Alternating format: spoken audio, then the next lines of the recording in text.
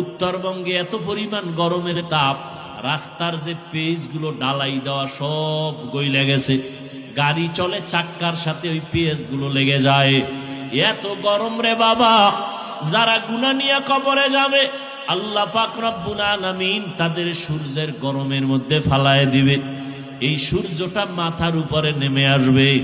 সূর্যটা এখন 9,30,00,000 মাইল উপরে দূরের থেকে তাপ দেয়। কিয়ামতের ময়দানে মাথার উপরে যখন চলে আসবে, বলো বাবা তখন কি উপায় হবে? সূর্যের গরমে মাথার মগজগুলো টাস টাস করে ফুটে যাবে।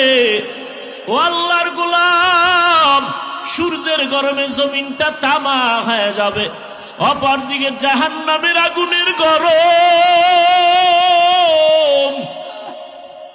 নবীরা পর্যন্ত যাদের গুনাহ নাই কান্নায় বেকারার হয়ে যাবে। ও যুবক বাবারা,